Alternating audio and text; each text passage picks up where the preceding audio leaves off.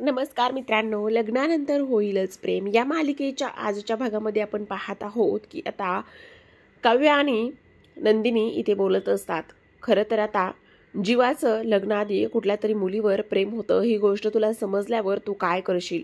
आणि त्याचबरोबर आता बऱ्याच काही गोष्टींचा उलगडा नंदिनीने काव्यासमोर केलेला असतो. त्याच्या छातीवर सुद्धा त्या मुलीचं काहीतरी नाव आहे क अक्षरावरून. मग ती नावं आपण गेस करूयात. त्यावर आता नंदिनी बोलत असते क क म्हणजे किती अक्षरी, 2 अक्षरी, 3 अक्षरी, ते 2.5 अक्षरी सुद्धा नाव असू शकतं ना. त्यावर नंदिनी म्हणत असते हो न क म्हणजेच 2.5 अक्षरावरून क काय होऊ शकतं बरं काव्या नाव असू शकतं. तेव्हा मात्र आता काव्या नाव असू शकतं म्हटल्यावर काव्या म्हणत असते असू शकतं काव्या नाव. आता नंदिनी मुद्दामूनच तिची खेचत असते, पण तिला कुठे कळत असतं. नंदिनी म्हणत असते हो म्हणजे काव्या, खरंच तुझं जीवावर प्रेम होतं का? ती मुलगी जर काव्या नावाची असेल तर ती मुलगी दुसरी तिसरी कोणी नसून ती मुलगी तूच असू शकतेस का? म्हणजे खरंच काव्या तुझं जीवावर प्रेम होतं. तेव्हा मात्र आता काव्याला खूपच मोठा धक्का बसलेला असतो. तिची नंदिनी ताई तिला ह्या सगळ्या काही गोष्टी ते विचारत असते आणि त्याचबरोबर आता ती समोर जाते आणि खूपच रागाचा लूक देत असते. आणि रागाचा लूक दिल्याच्या नंतर नंदिनीला हसायलाच येत असतं, कारण ती फक्त आणि फक्त तिची खेचत असते. इकडे मात्र मिथून अडगळीच्या खोलीमध्ये लुपून छुपून जातोय असं दिसत असतं आणि आपला जीवा त्याचा पाठलाग करत असतो. खरं तर आता मिथून तिथे का चाललेला आहे, म्हणजेच आमच्या खोलीतील सगळं सामान जे आहे ते याने इथे तर लपवलं नाही ना, हेच जाणून घेण्यासाठी जीवा त्याचा पाठलाग करत असतो. इकडे मात्र नंदिनी म्हणत असते अगं काय हे काव्या, किती तू घाबरलीस, आणि हसायला लागत असते. तेव्हा ती म्हणत असते ताई तू हसतेस का, काय झालेलं आहे? त्यावर आता ती इथं बोलत असते आणि ते म्हणजेच की अगं तुला कळते का की काय झालेलं आहे. आणि त्याबद्दल आता मी जर तुझं नाव घेतलेलं आहे म्हणजे ते अक्षर काव्याचं असेल तर असं कसं शक्य आहे? अगं तसं काही असतं तर तू मला अगोदर सांगितलं असतंस ना. मला माहिती छोट्या मोठ्या गोष्टीसुद्धा काव्याने इथे तिच्या ताईला सांगितलेल्या आहेत आणि त्यामुळे हे सगळं काही एवढा विचार चल करू नकोस, मी तुझी मुद्दामूनच खेचत होते. चल बरं काय हे वेड्यासारखं, असं ती बोलत असते आणि तिथून निघून जात असते. ते दोघे कुठे आहेत हे शोधायला पाहिजे असं म्हटल्याच्या नंतर मात्र आता काव्या मनाशीच विचार करत असते ताई हो ती मुलगी दुसरी तिसरी कोणी नसून मीच आहे. जेव्हा तुला ही गोष्ट समजेल तेव्हा काय होईल. तर आता इकडे दुसऱ्या बाजूला जो काही जीवा आहे तो मिथूनचा पाठलाग करत करतच अडगळीच्या खोलीपर्यंत जाऊन पोहोचलेला असतो.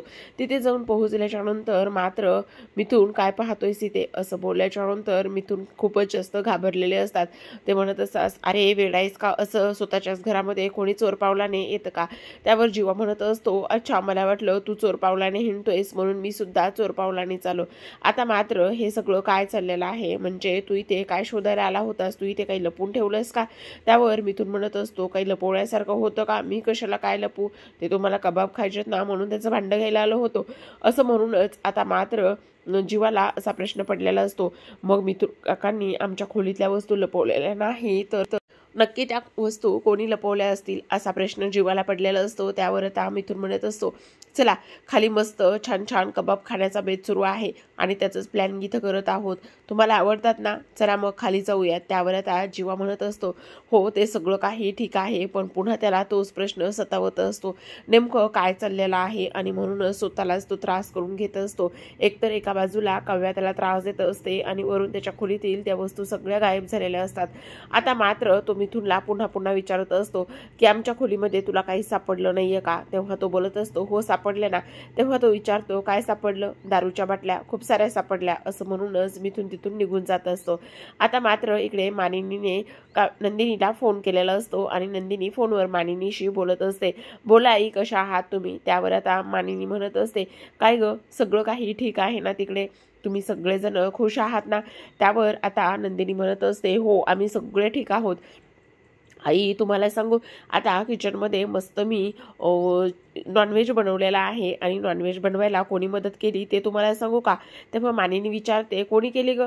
अहो पार्थनी. आणि खरंच मी काही त्यांना बोलवलं नव्हतं पण ते स्वतः आले. आज मस्त मोहितेंच्या सारखे मोहिते स्टाईलचं मस्त आज बेत आहे, बघू आता कोणाला किती आवडतं ते. त्यावर मानिनी बोलत असते हो मस्त एन्जॉय करा, बाकी सगळे ठीक आहेत ना? आणि त्यावर सर्वात महत्त्वाची गोष्ट जीवा ठीक आहे ना? हो ते पण असतीलच ना इथे, बोलू का? खूप खुश खुश आहे ते पण. त्यावर आता मानिनी म्हणत असते पण त्याला ना काही काम करू देऊ नकोस, म्हणजे त्याला शक्यतो किचनमध्ये आगीजवळ येऊ देऊ नकोस. त्यावर आता काव्या म्हणत असते, नंदिनी म्हणत असते काय झालं आई, काही प्रॉब्लेम आहे का, सांगू शकता मला तुम्ही. त्यावर मानिनीला तिच्या मिस्टरांनी आवाज दिलेला असतो, कॉफी घेऊन येतेस ना ग मानिनी म्हणून. आणि तेव्हा त्या म्हणत असतात नाही आता तर मी तुला काही नाही सांगणार आहे, फक्त एकच सांगते की त्याला आगीजवळ आणि किचनमध्ये शक्यतो जाऊ देऊ नकोस. असं म्हटल्याच्या नंतर आता नंदिनीला सुद्धा थोडंसं टेन्शन आलेलं असतं की मानिनी काकू असं का म्हणत आहेत म्हणून, जीवाला एवढी का काळजी करत आहेत आणि त्यासोबतच जीवाने किचनमध्ये किंवा आगीसोबत खेळू नये जाऊ नये ह्या गोष्टी इथे ती का सांगत आहेत बोलत आहेत कळत नाही. आता मात्र इकडे मानिनीने कॉफी घेऊन गेलेली असते आणि तिच्या हातून कॉफी खाली सांडते. कॉफी सांडल्यावर जो कप असतो तो सुद्धा डिस्ट्रॉय होतो, तुटतो. आणि तेव्हा मानिनीला खूपच टेन्शन आलेलं असतं की हा जो काही कप आहे तो तुटला. आता मात्र इकडे दुसऱ्या बाजूला मिथुनने टेरेसला खूपच मस्त तयारी करून ठेवलेली असते सरप्राईज, आणि तो सगळ्यांना वरती घेऊन गेलेला असतो. सगळेजण पाहतात आणि म्हणत असतात हे काय एवढं ओरडायला काय झालं होतं. त्यावर मिथुन म्हणत असतो खरंच तुम्ही तर ना काहीच कामाचे नाही आहेत, अरे लहान मुलांसारखं काहीतरी मला क्रेडिट द्या, एवढं सगळं मी सगळं काही केलेलं आहे. त्यावर आता इथे सगळेजण ते गोष्ट पाहून आनंदी असतात. पण मात्र हा आनंद कुठेतरी जीवा आणि काव्यामुळे अगदीच बॅकफुटला जात असतो नेहमीप्रमाणेच. आणि तेव्हा आता इथे मस्त तुमच्या समोर इथे मी कॅरमचा प्लॅन आणि कॅरमचा गेम अरेंज केलेला आहे आणि तो तुम्ही खेळू शकता. असं म्हटल्यानंतर मात्र काव्या म्हणत असते नाही नाही कॅरम काय आपण नेहमीच खेळतो, आपण दुसरं काहीतरी खेळूया का. असं म्हटल्याच्या नंतर दुसरं काय खेळणार, असं आपण आत्ताच लगेचच चेंज करूया. असं म्हणूनच सगळेजणच आता तो कॅरमच्या जागी फक्त टेबल ठेवतात आणि गेमला दुसऱ्या सुरुवात करत असतात. आणि काव्या तो गेम सुचवत असते, तो म्हणजेच की ट्रूथ ऑर डेअर. आणि हा गेम इथे खेळण्याचं ठरवत असतं. आणि तेव्हा मात्र जीवाला लक्षात येतं की हिनं हा गेम का चूज केलाय, पण आता तो काहीच बोलत नसतो. तेव्हा मिथून म्हणत असतो तुम्ही तुमचं चालू द्यात मी आलोच. असं म्हणून आता मस्त तो कांदे भजी बनवायला गेलेला असतो, कारण बारीक रिमझिम सुद्धा सुरू असते आणि त्या रिमझिममध्ये मस्त असं कांदे भजीचा बेत इथे सुरू असतो. आता मात्र इकडे बॉटल फिरवल्यावर सुरुवातीला पार्थ सोबत डेर असतं आणि त्याचबरोबर पार्थ आता काव्यासोबतच पंजा लढवणार असतो. आणि तेव्हा काव्या नाही नाही बोलत असते. पण आता मात्र इथे नंदिनी म्हणत असते काय चाललेलं आहे, असं का करतेस, तुझीच आयडिया होती ना, मग चला गेमच नाही कोणाला खेळायचा. असं म्हटल्याच्या नंतर कसं तरी आता काव्या त्याच्या हातामध्ये हात देते आणि काहीच हालचाल करत नाही. आणि शेवटी मात्र पार्थ आहे तो तिच्या आनंदासाठी आणि तिला जिंकवण्यासाठी स्वतःच मात्र इथे हार मानत असतो. आणि तेव्हा आता लगेचच भजी असतात, भजी आलेली असतात आणि ती भजी मात्र पार्थ काव्याच्या तोंडामध्ये टाकत असतो आणि म्हणत असतो वा वा वा वा तुम्ही जिंकलात खरंच. तेव्हा आता नंदिनी म्हणत असते माझी बहीण जिंकलेली आहे. आता मात्र दुसऱ्या राऊंडला नंदिनीवर डेर आलेलं असतं आणि तेव्हा आता जो काही पार्थ आहे तो बोलत असतो मी देणार तुम्हाला, तुम्ही काय करा, मस्त जीवाला खूपच कविता आवडायच्या आणि तेव्हा त्याला आवडत सुद्धा आहे, त्यामुळे त्याच्याकरिता मस्त तुम्ही कविता करा. तेव्हा आता नंदिनी म्हणत असते खरं तर मी फारशी काही कविराज वगैरे नाही आहे. त्यावर पार्थ म्हणत असतो त्याचा एक मित्र होता कविराज. तेव्हा काव्या म्हणत असते होता म्हणजे आता नाही आहे का, तर तो तिच्याकडे पाहतच असतो. तर आता मात्र इकडे नंदिनीने सुंदर अशी कविता बनवलेली असते आणि ती कविता इथे आता ती सगळ्यांना ऐकून दाखवत असते. खूपच तुझ्या माझ्या प्रेमाची जोडी ही सुंदर अशी कविता इथे तिने रचलेली असते अगदीच तिच्या बोलीभाषेमध्ये. आणि त्यामुळे हे सगळं काही फक्त आणि फक्त जीवा आणि तिच्यासाठी तिच्या नात्याबद्दलच असतं. तेवढ्यातच मिथुनने पुन्हा भजी आणलेली असतात आणि भजीची डिश काव्याच्या हातामध्ये असते आणि ती त्याला देत असते. पण तेवढ्यातच आता तो बोलत असतो नाही मला नकोय भजी. तर आता प्रेक्षकांनो पुढील प्रोमो खूपच लेटेस्टमध्ये आलेला आहे आणि तो म्हणजेच की असा की आता पार्थ जीवावरती डेर आलेलं असतं आणि जीवाला आता एक पनिश दिलेली असते किंवा जीवाने त्याचबरोबर पार्थला एक टास्क दिलेला असतो, तो म्हणजेच की शर्टलेस होण्याचा. म्हणजेच आता हा सगळा काही इथे काव्याचा प्लॅन असतो. जर ह्या लोकांनी शर्ट काढले तर त्याच्या हृदयावर असलेला तो काव्याचा स्टॅच्यू दिसला जाईल किंवा ह्याच्यावरूनच समजेल की ती दुसरी मुलगी तिसरी कोणीही नसून फक्त आणि फक्त काव्याच आहे.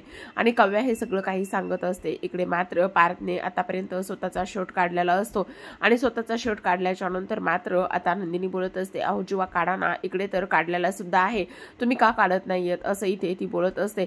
आता मात्र इकडे पार जीवासमोर खूपच मोठं आव्हान आलेलं असतं, कारण कशा पद्धतीने तो शर्ट काढेल आणि त्याचबरोबर आता जर मी शर्ट काढला तर मग हे मुद्दामून सगळं काही ती करत आहे. तेव्हा आता जीवा बोलत असतो, नाही मी अजिबात शर्ट काढणार नाही. तर आता प्रेक्षकांनो काय होईल पुढील भागामध्ये, प्रमाणेच जीवा सुद्धा शर्ट काढेल का आणि त्याच्या हृदयावर असलेला तो स्टॅच्यू दिसेल का, पाहूयात पुढील अशा रोमांचक भागामध्ये. तोपर्यंत तुम्ही पाहत राहा लग्नानंतर होईलच प्रेम. धन्यवाद.